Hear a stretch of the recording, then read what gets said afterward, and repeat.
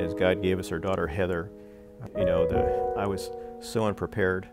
My mother always thought I was too young when I got married at 23, and then and then when Heather was born, I knew I was too young. Anyways, in being a parent, and what we didn't know was that when Heather was 17 and a half, Heather was killed in a car accident while going to school. Somebody asked me one time, do I think about her every day?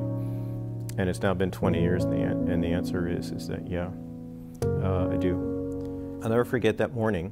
We got a phone call, someone in the neighborhood, and said they had a friend who called them, and they had listened to a police scanner. It was just sort of odd, and its car was a description of, sounded like our car. And so I remember I called Heather's school, and they said that she hadn't been in her first 2 classes, and at that point knew something was wrong. And so I can still picture it this day. I was going out through the garage, opened it up, hit the button to open the garage door, and as the garage door begins going up, I see a car pulling in the driveway, and it was the state police. And they came in. I can't remember much of what was said, but remember him showing me her driver's license. Your hopes, your dreams, and all of a sudden that is gone. Sometimes the way that I look at it is that other people who have children, and now at our age, and then they have grandchildren, is like if you're watching a movie, there's all this commotion that's going on at their house around family. And then you switch to Colleen and me, and the screen is just blank. And as I've gotten older, that silence has become harder. And while it has been just so difficult because there's a whole part of our lives that we never got to live, Heather as an only child, one of the first conversations that Colleen and I had is that Colleen knew that that Jesus had welcomed Heather home, and knew that beyond a shadow of a doubt. I think as I look back at all the things that I've been able to be involved with in this ministry, all the people led to Christ or discipled, staff that I've trained and raised support, I think the most significant thing that Colleen and I had ever done was God gave us the privilege of leading Heather to Christ when she was 2.5 years old. And you think 2.5, I mean, of course you should be skeptical of that. But Colleen would always point out that Heather always looked back at that time and knew that it was when she had trusted Christ. And it became really evident as she began to grow, even as young as she was when she trusted Christ, there was life change that took place. So we knew that Heather was with the Lord. And that was, as I look back and think about parents who've lost children who don't know the Lord, I don't know how you live with that. I am grateful that Heather is with Jesus. And when the Lord took Heather, it took me 7 years before I could say that I loved the Lord, or that I knew that He loved me.